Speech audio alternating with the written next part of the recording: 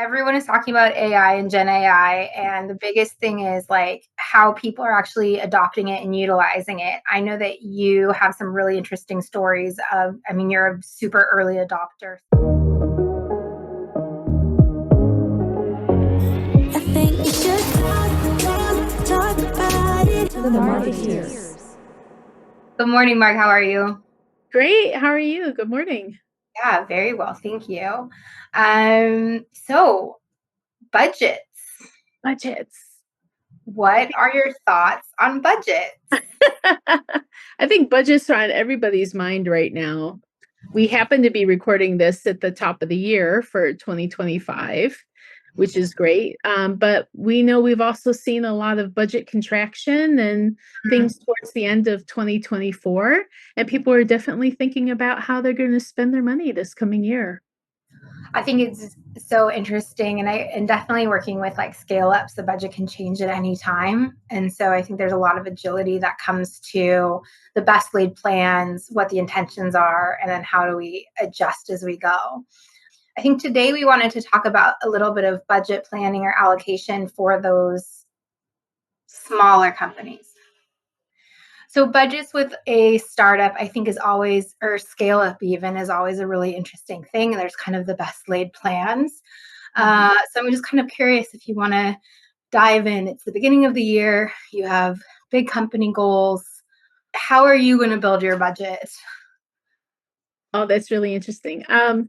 So for me, a lot has to do with the stage of the company, whether or not they've determined what product market fit is yet. Mm-hmm. They defined what the ideal customer profile is, or ICP or persona.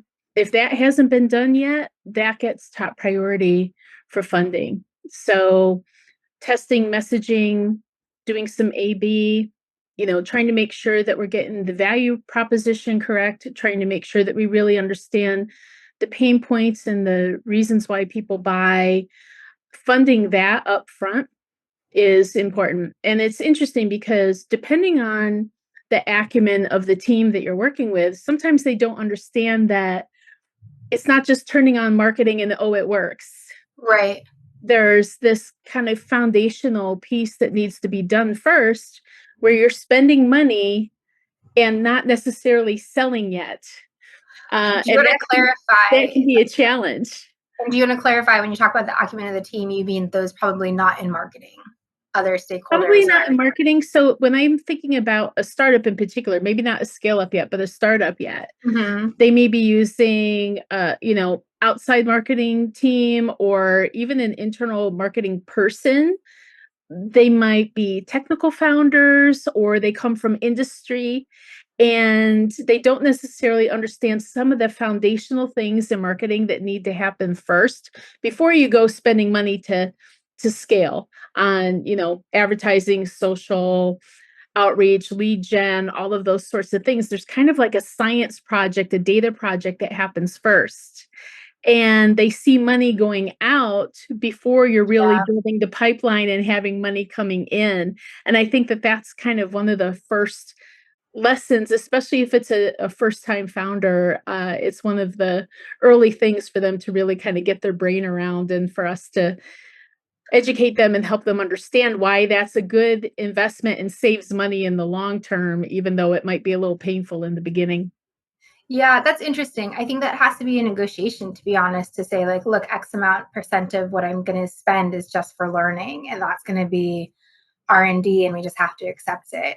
Because the A/B planning too, that you mentioned, I think has to typically happen through ads. I'm curious your thought on that. But like most companies don't necessarily have a very large database to begin with. And so much of what you're doing is trying to get people in.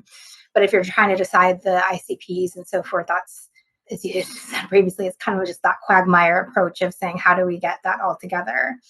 Have you come across any, and I think I want to be clear too, when we're talking about budgets, I think we need to distinguish if we're talking about budget that includes people or budget that includes the marketing spend. Because sometimes the best thing that you can do is take your budget and just hire somebody. And sometimes the best thing you can do is get the agency or buy the tactics, if you will, that go into your strategies.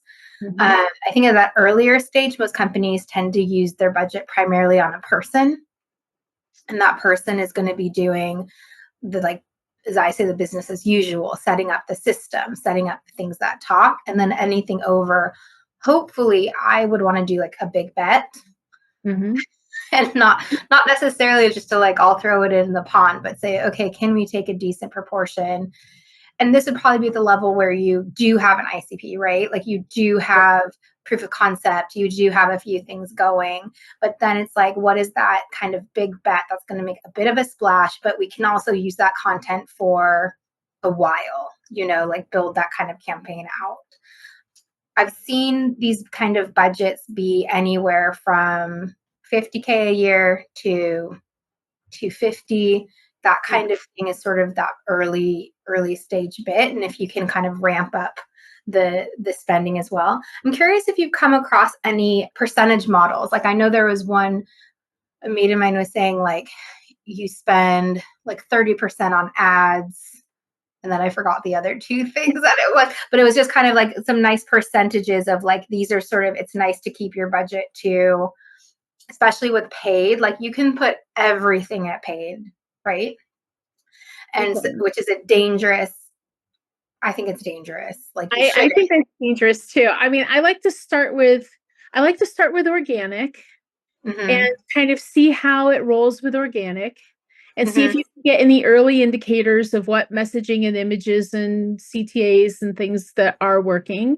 And then once you get a feel for that, take those concepts, put those into paid and test them. And then kind of see where your results lie.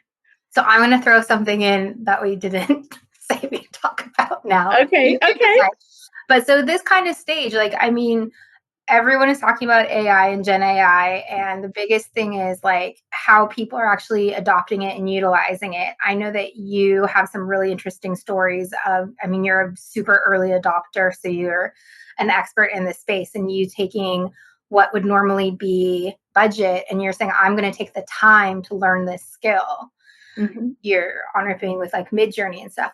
Do you think that for the use of Gen AI tools and trying to do the organic and then trying to do the learning and the messaging as you scale, do you think that actually Gen AI things are most appropriate for scale up companies because you can learn quickly, you can iterate? I was playing with Canva's Magic Studio a couple of weeks ago, and all of a sudden, which is quite different than Midjourney because all of a sudden it's just on yours, right? Were trying Midjourney, everyone has access to those things.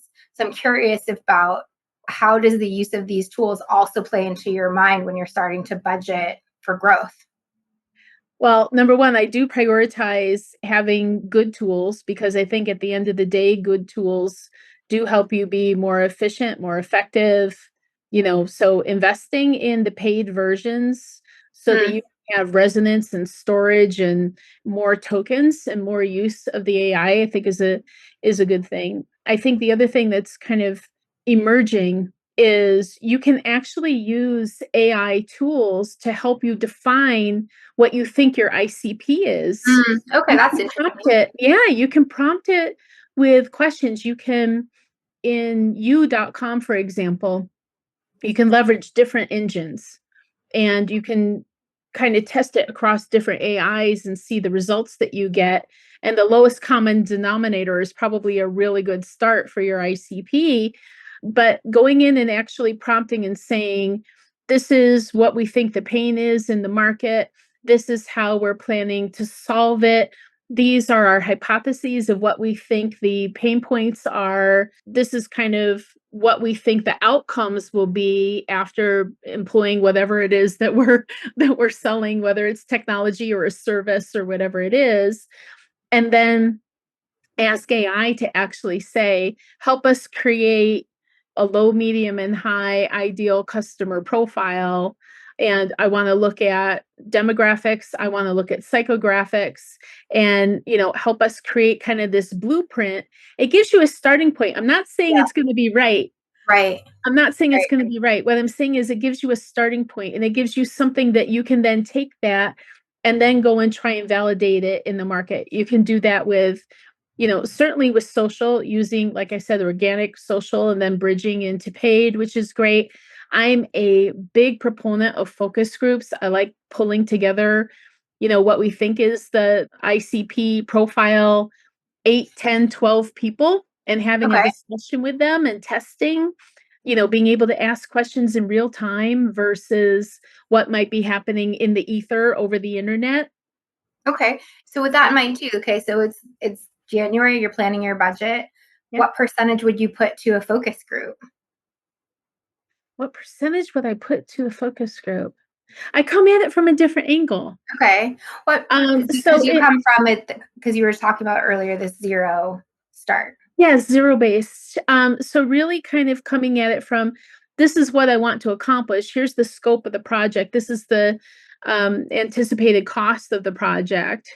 And then just, funding it from the perspective of, okay, well, this is the thing that we need to do now. And, this will be the business outcome of doing this project, and Mhm. focusing on it that way versus, okay, I'm going to spend XYZ percentage.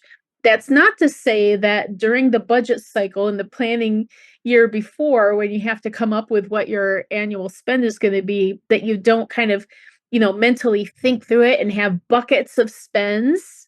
For sure, you're Mhm. going to have buckets of spends, and you're going to, make an educated assumption, really, an educated assumption of kind of where those spends are going to be. And I think a lot needs to be said also for having a nice chunk of that being discretionary. So when I was first using generative AI, it was, late 2017, early 2018, Yeah. pretty much everything was free, and you had no idea kind of to what degree you were actually going to be able to scale that and use it Right. effectively. So you wouldn't have been able to budget it. Now you can budget it because things are out there at price points. You have an idea of how much they're going to cost, and you also at this point have some sort of idea of how much value it's going to drive towards your planning process and your marketing spend. Okay. So we have some interesting tools. We have research. We talk like the focus group for sure is research, but obviously there's, I think I personally feel all good campaigns start with some sort of research, to be honest. Yes. Um, and then we have some people, we have maybe some ads of some sort, maybe. How do you feel about for that growth stage? I'm a big fan of like networks. If you're going after a ICP of a title, I kind of like to go to those associations. I'm happy to go Right. straight there, especially in the kind of the age where we can't, there's not, it's hard to get lists. You shouldn't be getting lists, that kind of space, like going straight to the associations. They typically are going to help you a bit more. They're going to be really protective of their audience. So they're going to push your content quality up. I have a question for you on that. So Yeah. do you actually then join those associations and you become kind of part of the ecosystem? I think I know of at least one vertical market that you did that in 2024. So I'm kind of curious what your MO is there. I've done that in some government verticals, but I haven't done that necessarily in a lot of business verticals. So it depends. All classic cases. I think I'm happy to admit, like I did a really fun HR project when I was still at Google, and we worked a lot with the CIPD here in the US or in the UK. And the US has a really nice HR network as well. And again, it was just collaboratively saying, like, we want to introduce our tools to this environment. And it was a very interesting like influencing campaign, but it wasn't direct selling. So I have to admit, like from that kind of space, you have a different bargaining power if you're coming from a big brand versus a small brand. So in the small brand space, I did actually join like an e-commerce organization. And you most of these organizations who are like vertical focused or role focused will typically have some sort of partnership opportunity for suppliers. And then the suppliers can come in and buy different packages, and the different packages give you different access. And then there's always opportunity for you to spend more money with them, and they'll ask you all the time for those opportunities to spend more. And the spend more, again, could be just like they're really good at research. So you could have like a sponsored report, but then it's coming from a quote unquote independent source that gives its own credibility for you and so forth. And that's something I would consider like a big bet. That's a big bet kind of thing to get the stamp of approval. You're getting the social impact, not social impact, you know what I mean? The social influencing style of here, you're trusted by a different source. They have the network, and you know, the core of marketing is be where your network is, be where your ICP is.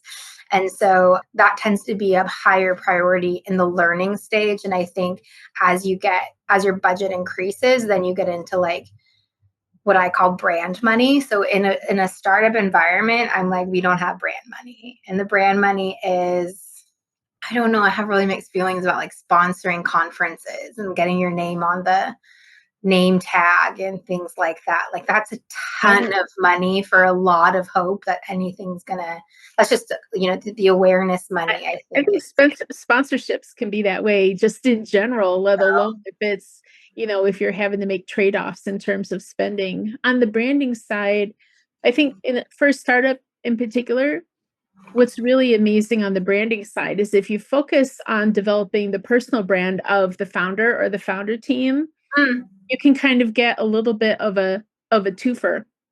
Yeah, that's fair.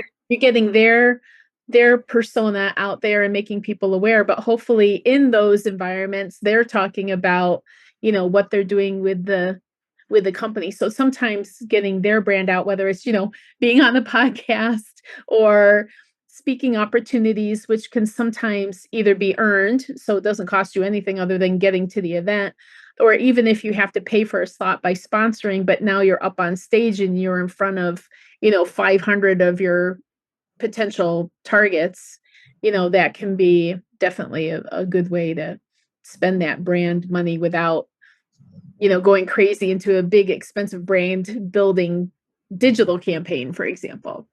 Yeah, fair. But like, I think the key thing is you know, getting up on stage is always the dream, right? And how do we get the stage time, and how much are you willing to pay for it? And if you can get on for free, that's, you know, you feel like you've really won that day.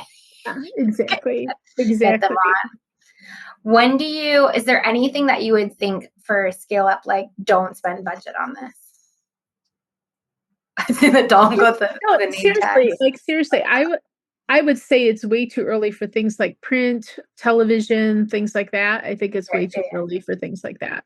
Even if you're going to have a consumer brand and you know, you're eventually going to wind up there, I think it's too early. It's interesting. There's a company here called Surreal, which is like high protein cereal, and they're kind of kill it on their LinkedIn, even though it's this consumer brand. And basically, like they do a lot of out of home, but if you look at it, it's two billboards. Like it's the same billboard. I don't know where this billboard is. Okay. But what's kind of interesting is they spend a lot, seemingly enough, on like these one or two billboards, and then they make that into a digital story, because then they'll make all of these campaigns about like, look how funny our billboard is.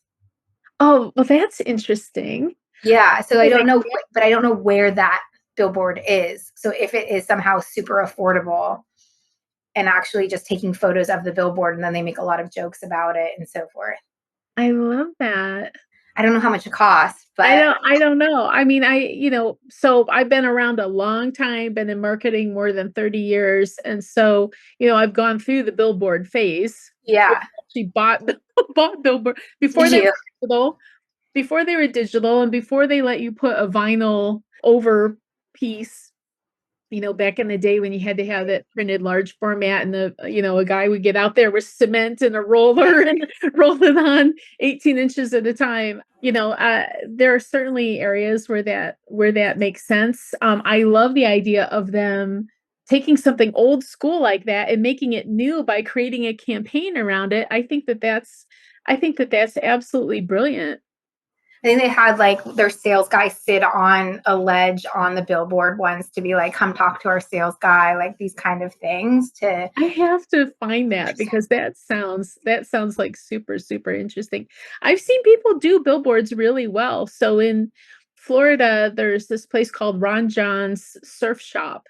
Okay. And on the major highways in Florida, even 200-300 miles away from this surf shop, there are Ron John billboards. Wow. And it's just I one know. surf shop. I know there's at least one location. I don't know if there's a second one, but I'm absolutely positively sure it's a, relatively small company. And so they've got these billboards and they hype it up. It's a very distinctive logo and they just do a great job of, the millions and millions and millions of people who are driving on Florida highways every single day. It's just in your face because they don't do just one. There's one every, 20 or 30 miles. There's another one. And so if you haven't been to Florida before, you're thinking, who is Ron John's Yeah. surf shop and where is it? You find yourself, on your phone trying to, where's the nearest Ron John's surf shop? Because you just get so excited about it. So even some of these old school things I think work sometimes, but that would, in my mind, that's not something at all that you do with a startup. So they kind of, this company that you're talking about, they kind of took the best of both worlds. They took the uniqueness and the notoriety of having a billboard and they turned it into a digital campaign, and I think that that's absolutely brilliant. I love To be that. fair, they are in a national grocery store, so they're still kind of portraying themselves in that startup space, but they are in Sainsbury's, which is a very big. Is it big? Okay. It's a very big Cool. groceries, but it's like them being, I'd say, like Albertsons. So okay. Oh, that's a good size. Okay. Yeah, interesting. it's big. So I'm trying to think of like, do you ever create in the world where it's not the zero base, where it's like, this is how much you have for the year? Do you create a oh shit fund? Like, do you keep something, the reserve, the emergency fund? Apologies. You have to have some sort of discretionary because you just, especially the MarTech stack right now is evolving so fast. Oh, yeah. Right? I mean, the technology that, I don't know about you, but I'm trying everything. I've got free trials.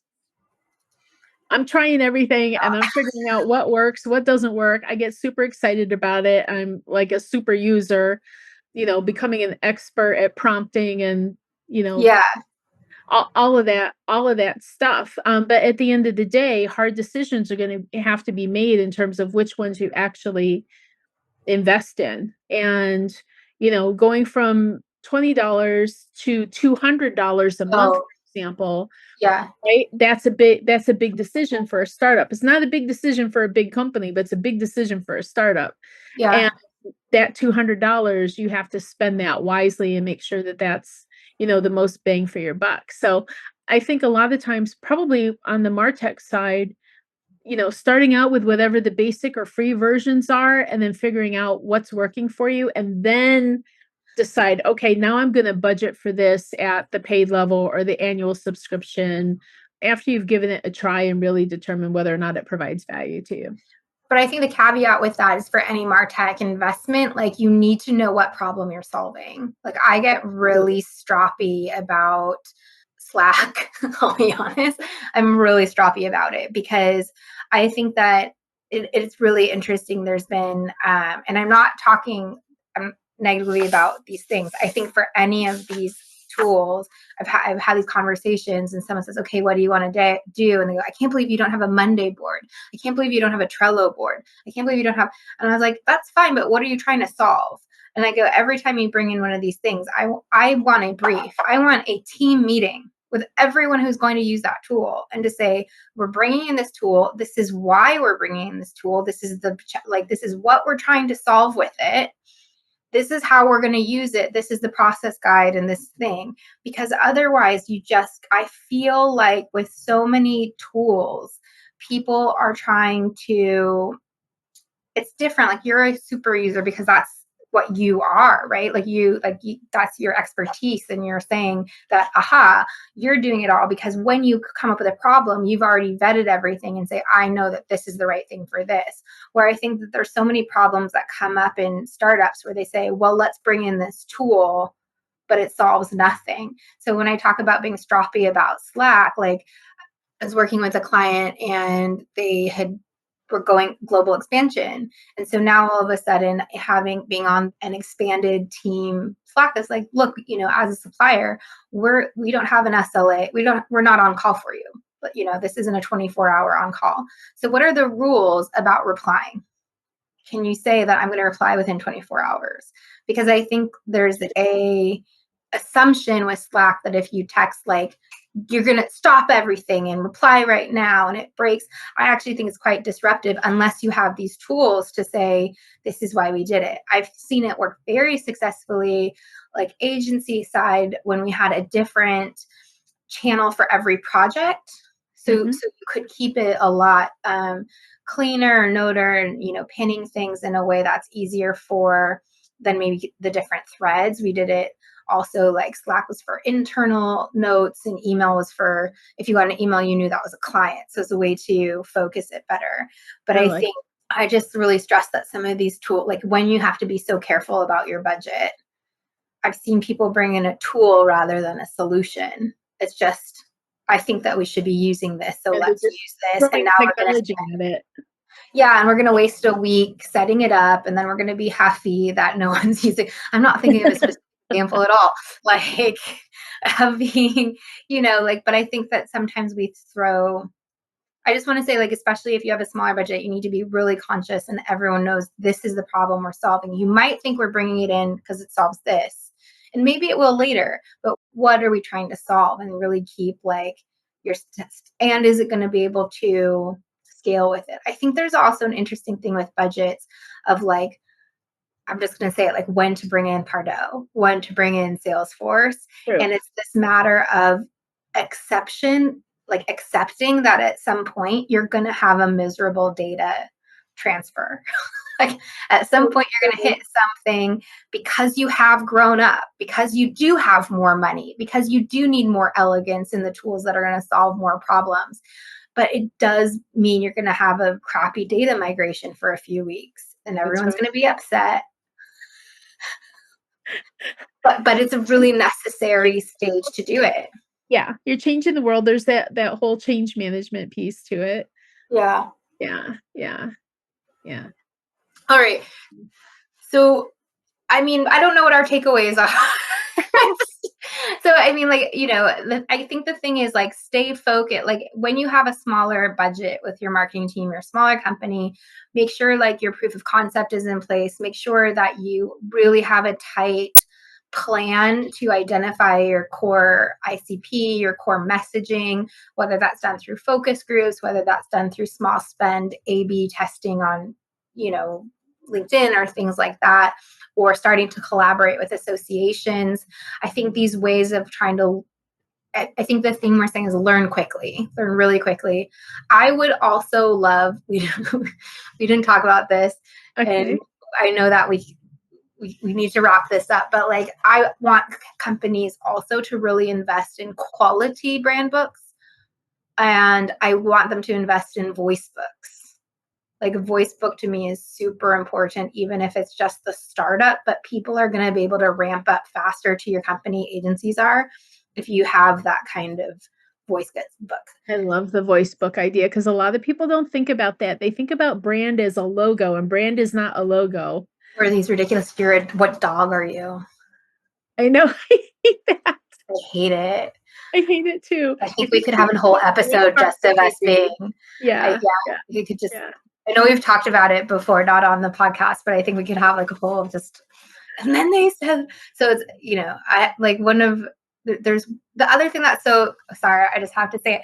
Just like the other thing that's so frustrating about it is when you get to like the fundamental point of a brand is to identify in a tight box who you are for good. If you're in a tight box, this is what we do and you can focus and grow. And then you get these brand books that have literally 4 pages 4 to 10 pages of like, we're this kind of car and we're this kind of dog and we're this kind of this. And I go, you can't be all of these things. Yeah. I don't like any of those models. Yeah.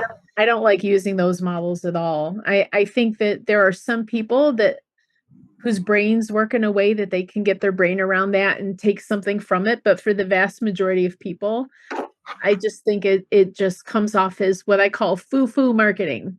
So we don't use it. I don't use it anywhere. I don't use that any place.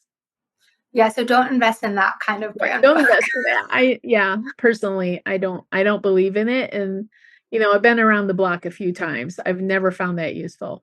Never. But I think it gives a lot of confidence. But to whom and for what, I don't know. But they all say, like, look, we have the brand book that has this.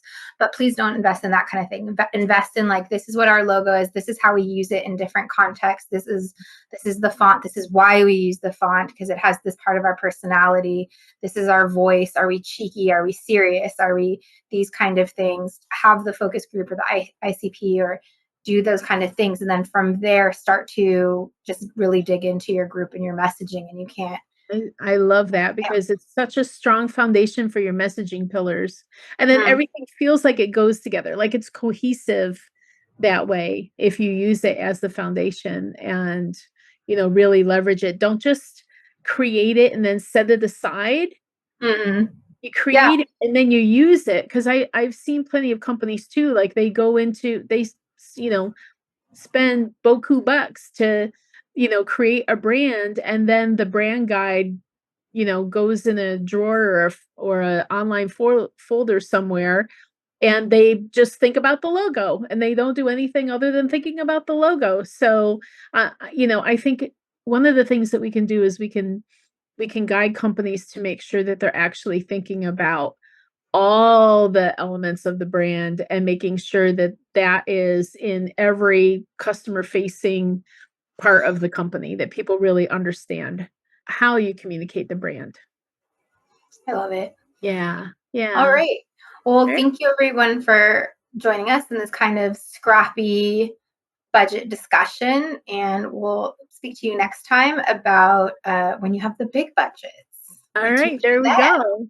All right. That's awesome, Margaret. Thank you so much. Thank you. All the marketing and everything for all.